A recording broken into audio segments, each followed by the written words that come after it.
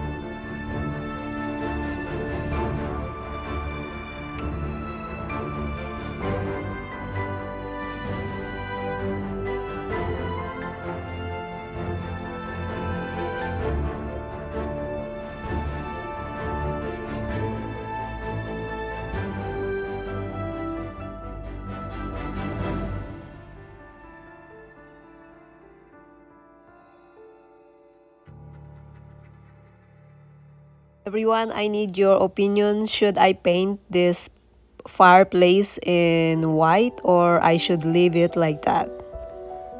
Please comment down below. I'd love to know your input.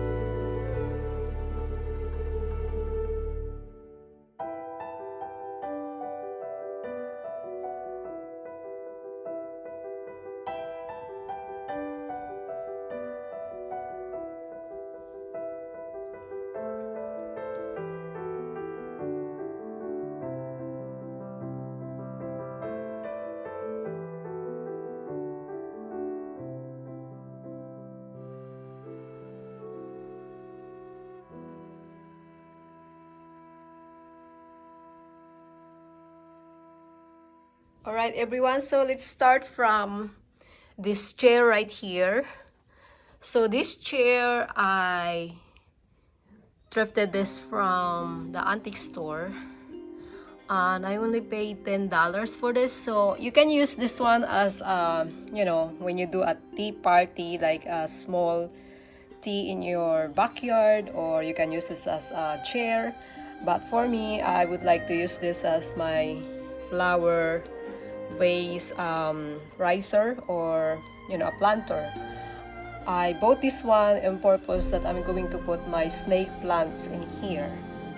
And this one is a good find. So if someone over there that you guys have this chair, please comment down below. I really love the detail of this, and look at the back. So I can use a multi-purpose with this one. I can also host a tea party here. I'm just gonna put my tea set here and call it a day. Alright, my coffee table styling. Using this one on my collection of my blue and white, and what I did is I put tissue over there inside. And again, I reused the Studio Magi candle. I using that many times.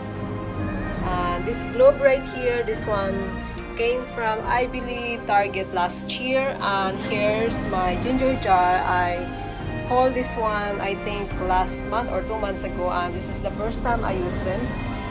And again, I did reuse my flowers from the Tablescape before, so that's why I keep reusing them in different setting. Alright, let's talk about my throw pillow. My throw pillow, this one, both are from Home Goods. My couch came from Ashley Furniture, and I believe this one came from Ross. This beads pillow right here, I purchased this one from Tuesday morning, I think last week. And this one is on sale. I still have the price there. I supposed to do a haul with this, but it was $24 plus extra 25% off, so I only paid $18 for this, and I really love the detail look. Over here also a boucle, and this one also from Home Goods. My wall art right there also from Home Goods, the scones from Z Gallery. Right over here, this curtain is very pretty, and this one is DKNY from Home Goods, and it was 108 inches. Alright, my bookshelf came from CB2, and using this already on my haul, and using this before on my haul, I think 3 months ago. This one came from, I think, Home Goods, and this one came from Tuesday morning, and using this already on my collection, and some of this. And also what I did, I put my blow willow plates there, and my Buddha. Alright, let's talk about over here on my fireplace. I would like it to be like hydrangeia, roses, different varieties of flowers. Using this before on my tablescape. I will leave the link in my description box. So if you want this garland, guys, I'll put the link on it.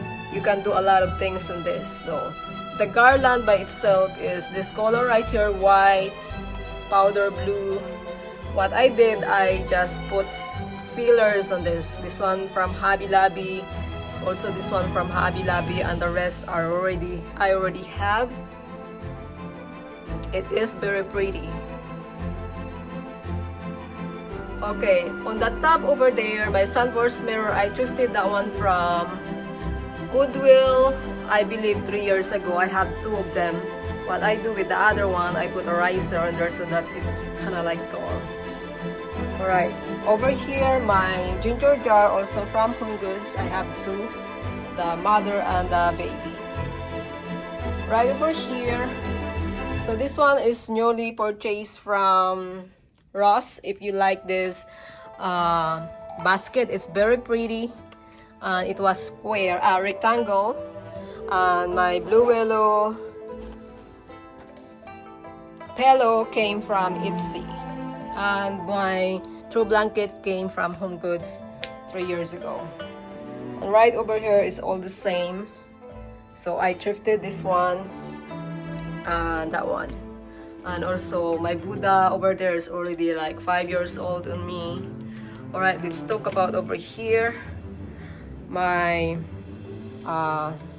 console table came from Home Goods like 3 years ago. And you've seen this on my collection of chinoiserie. And I put this top right here to make it more modern. And right over here, you seen this one. A shout out again to my friend Susan Barrow. I used this salt and pepper shaker. It's a man and woman to guard the pagoda. Alright, let's talk about this beautiful pagoda lamp. I thrifted this one. And I only paid $10 for this, and it's very pretty. This one I thrifted from Goodwill, and look at the detail of this.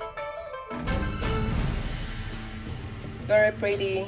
So this one right here, it is for the light, so if I turn this off, it turns like that.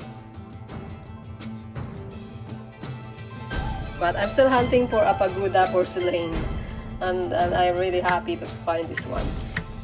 So this is a very well-made pagoda tower. It's very pretty. Look at the detail, guys. The wood is very heavy as well. It's very pretty. Alright, I believe this one is runner. I have two of this, and this one came from At Home 2 years ago. And again, that one right there.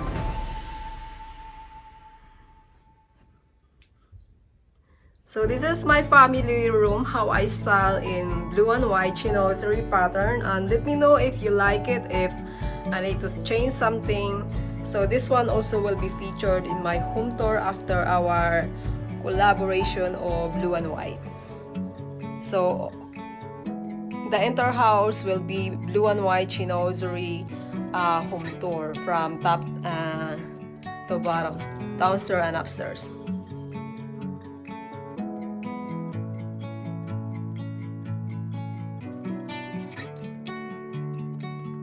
And again, everyone, this one you're going to see this again.